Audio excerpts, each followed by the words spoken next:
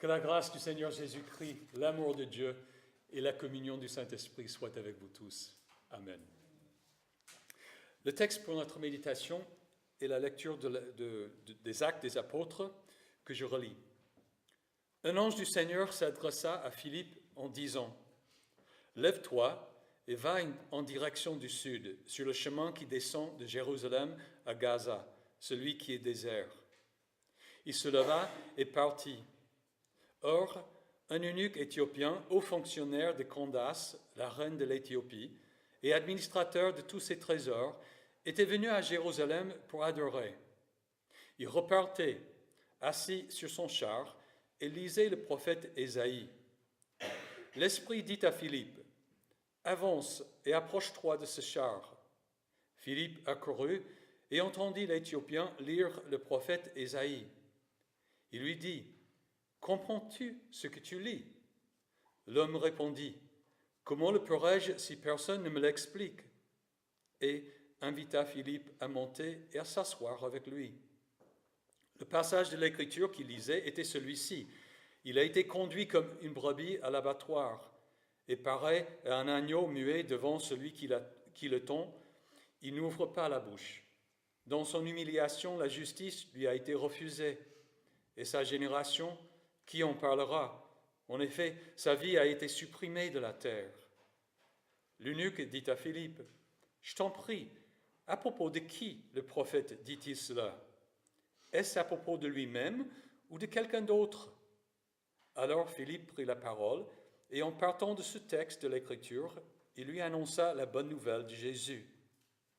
Comme ils continuaient leur chemin, ils arrivèrent à un point d'eau. L'eunuque dit, « Voici de l'eau. Qu'est-ce qui empêche que je sois baptisé ?» Il fit arrêter le char. Philippe et l'eunuque descendirent tous les deux dans l'eau, et Philippe baptisa l'eunuque. Quand ils furent sortis de l'eau, l'Esprit du Seigneur enleva Philippe, et l'eunuque ne le vit plus. Il poursuivit sa route tout joyeux. Philippe se retrouva dans Azote, puis il alla jusqu'à Césarée, en évangélisant toutes les villes par lesquelles il passait. Voici la parole du Seigneur. Vous pouvez vous asseoir.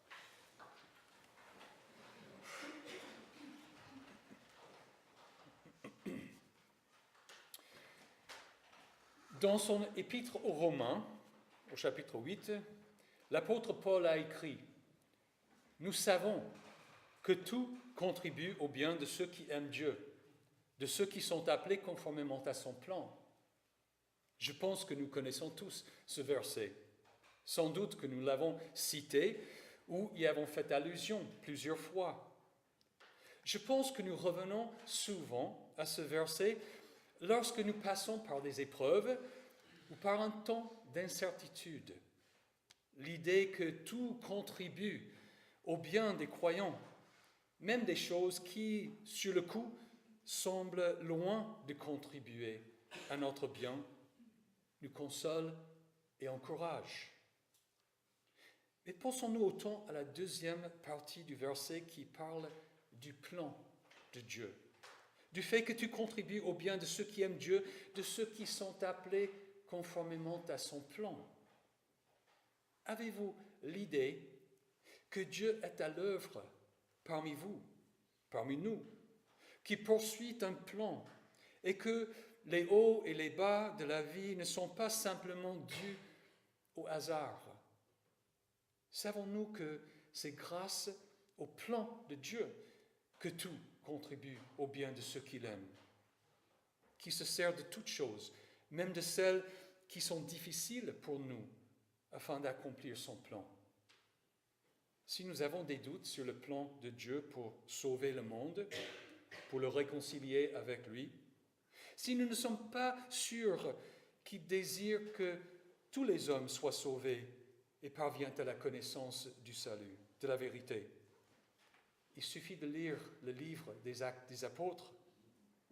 On a même pensé qu'un titre plus juste serait « Les Actes du Saint-Esprit », parce que du début jusqu'à la fin du livre, c'est l'Esprit de Dieu qui initie et fait aboutir les actions des hommes, qui d'ailleurs ne sont pas toujours des apôtres. La conversion de l'Éthiopien en est un bon exemple. Rien n'a été laissé au hasard. Philippe a rencontré cet homme et lui a annoncé la bonne nouvelle de Jésus à cause de et grâce à l'intervention de Dieu. Et il en va de même pour notre salut. Dieu n'a rien laissé au hasard et il veut que nous en ayons la certitude. Par le moyen donc de cette parole, le Saint-Esprit veut affermir notre confiance en Dieu et nous donner la certitude qui fera aboutir notre salut, tout comme il a fait pour l'Éthiopien.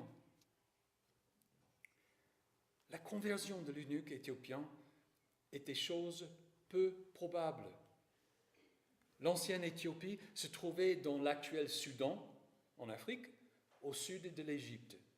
C'était donc très loin de la Palestine, aux extrémités de la terre. Il n'y avait pas d'avion à l'époque. Cet homme a dû voyager environ 1000 kilomètres pour se rendre à Jérusalem. Bien qu'il ait pu faire une bonne partie du voyage sur le Nil, c'était essentiellement 1000 kilomètres de désert à traverser. Et cela pour assister au culte. Pourquoi voudrait-il aller jusqu'à Jérusalem pour adorer Dieu? En fait, comment se fait-il qu'ils connaissent le Dieu d'Israël? Au temps des rois d'Israël et de Juda, l'Éthiopie, tout comme l'Égypte, était un grand royaume. Les deux pays étaient constamment mêlés dans la politique et dans les guerres du Moyen-Orient. Quand les Juifs sont allés en exil et ont été dispersés sur les 4 coins de la terre, certains sont allés en Éthiopie. Alors, cet homme avait vraisemblablement découvert l'Éternel grâce à la présence des Juifs dans son pays. Cette présence juive n'était pas due au hasard. Dieu avait chassé leurs ancêtres du pays d'Israël. Et par la suite, il s'est servi de leur présence pour se faire connaître et pour attirer cet homme à lui-même. Rappelons-nous la présence des Juifs venus de toutes les nations qui sont sous la terre le jour de la Pentecôte. Et puis, il y avait le fait que cet homme était un eunuque. Selon la loi de Moïse, un tel homme n'avait pas le droit d'intégrer le peuple de Dieu. Cet Éthiopien n'avait donc pas la possibilité de devenir prosélyte, c'est-à-dire un juif à part entière. Par sa condition, il devait rester non-juif. Il devait demeurer en marge du peuple. Au temple, il ne pouvait accéder qu'à la cour extérieure réservée aux non-juifs. Vous voyez, c'était extraordinaire que cet homme s'intéresse au Dieu d'Israël, qu'il ait fait ce long voyage chez des étrangers de races différentes pour adorer de loin leur Dieu n'était pas un hasard. C'était une situation semblable à celle où Dieu avait demandé à Abraham de quitter son pays pour partir vers une destination qui lui indiquerait par la suite. Évidemment que l'Esprit de Dieu avait préparé la rencontre de Philippe et de l'eunuque éthiopien longtemps avant la rencontre même. Lorsque le moment fut arrivé, un ange du Seigneur a ordonné à Philippe d'aller vers la ville de Gaza, au sud-ouest de Jérusalem. Philippe ne savait pas encore pourquoi, mais il savait que c'était l'ordre du Saint-Esprit, qui à cette époque de la naissance de l'Église faisait beaucoup de prodiges. Philippe, lui, était l'un des 7 diacres de l'Église de Jérusalem. Il travaillait avec les apôtres. Il venait en fait d'annoncer l'évangile de Jésus en Samarie, où il avait rencontré le magicien Simon. Lorsque Philippe a rencontré l'Éthiopien, celui-ci était en train de lire le prophète Ésaïe. Il lisait le texte que nous lisons chaque vendredi saint, qui décrit le serviteur de l'Éternel qui meurt pour son peuple. une coïncidence que ce soit ce texte-là? Je ne pense pas. Car c'est le texte d'Ésaïe qui donne le plus de détails sur Jésus. Du coup, quand l'Éthiopien a dit qu'il ne comprenait pas le sens, il a été facile pour Philippe de lui annoncer la bonne nouvelle de Jésus. Luc écrit, le passage de l'Écriture qu'il lisait était celui-ci. Il a été conduit comme une brebis à l'abattoir, et pareil à un agneau muet devant celui qui le tend, il n'ouvre pas la bouche. Dans son humiliation, la justice lui a été refusée. Et sa génération, qui en parlera? En effet, sa vie a été supprimée de la terre. L'eunuque dit à Philippe, « Je t'en prie, à propos de qui le prophète dit-il cela? Est-ce à propos de lui-même ou de quelqu'un d'autre ?» Alors Philippe prit la parole et en partant de ce texte de l'Écriture, il lui annonça la bonne nouvelle de Jésus. Bien que Luc ne raconte pas tout le discours de Philippe, c'est évident que Philippe a expliqué à l'Éthiopien que Jésus était ce serviteur de l'Éternel, qui s'est chargé de nos fautes afin de les effacer. C'est pour cela qu'il a été humilié et que sa vie a été supprimée de la terre. Évidemment, il lui a décrit la crucifixion et la mort de Jésus, puis sa résurrection et ses apparitions pendant 40 jours. Et manifestement, Philippe lui a parlé de l'ascension de Jésus et du don du Saint-Esprit le jour de la Pentecôte. Sans aucun doute, il lui a décrit la repentance des 3000 personnes ce jour-là, leur baptême pour le pardon des péchés et le don de l'Esprit. C'est pourquoi, en voyant un point d'eau, l'eunuque éthiopien a demandé et a reçu le baptême. Et puis, quand ils furent sortis de l'eau, l'Esprit du Seigneur enleva Philippe et l'eunuque ne le vit plus. Il poursuivit sa route, tout joyeux. D'une manière inattendue, incroyable et surprenante, Dieu s'est servi des siècles d'histoire, de l'exil juif, de la politique de plusieurs nations, du temple à Jérusalem, du prophète Ésaïe, du diacre Philippe, et de que sais-je encore, pour amener cet homme à la foi en Jésus-Christ. Personne n'aurait jamais pu orchestrer tout cela, mais Dieu l'a fait. À partir de ce texte, on pourrait parler de plusieurs points, comme le baptême ou la propagation de la foi chrétienne.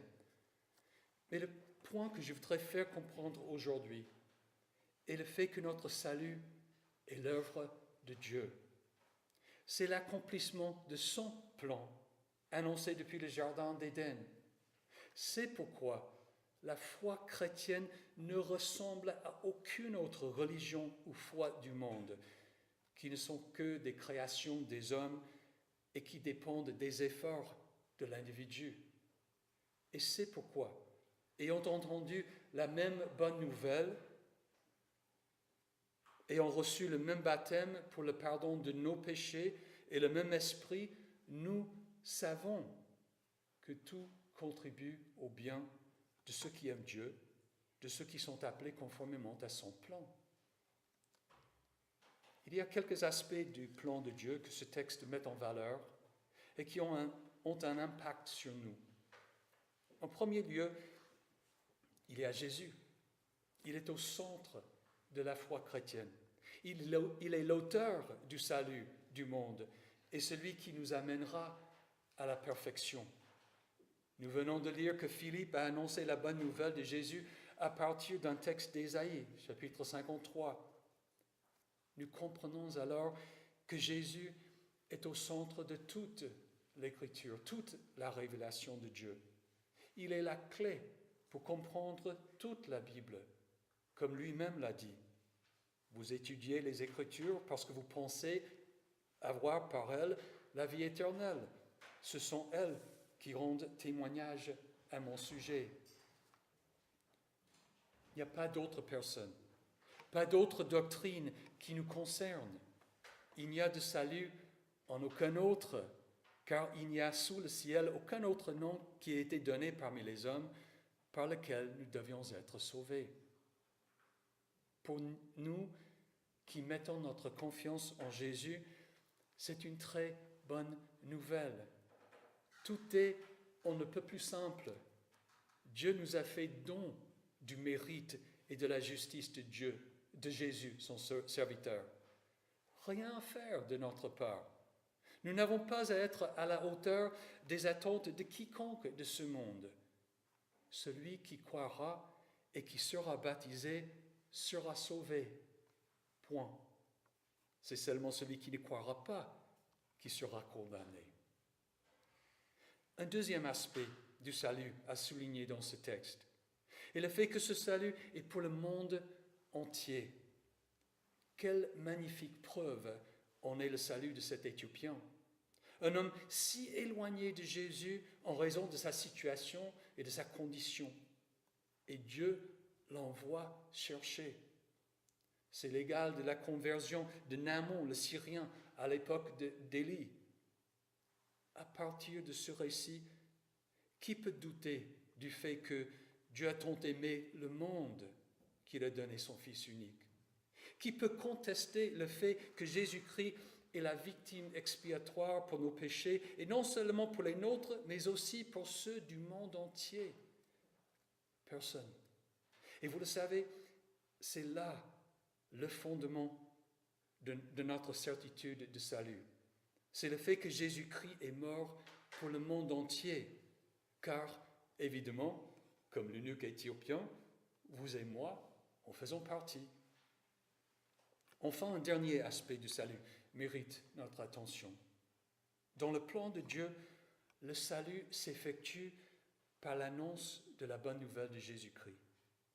Même si dans le cas de l'Éthiopien, il y a eu l'intervention d'un ange du Seigneur et du Saint-Esprit, c'était pour que Philippe lui annonce l'Évangile. L'Éthiopien, en fait, ignorait le miraculeux avant d'être baptisé. Comme le précise le catéchisme, je ne peux, par ma raison et mes propres forces, croire en Jésus-Christ, mon Seigneur, ni aller à lui, mais c'est le Saint-Esprit qui m'a appelé par l'Évangile. Quoi donc? Tout simplement, Dieu peut se servir de vous et de moi pour accomplir son plan comme il s'est servi de Philippe.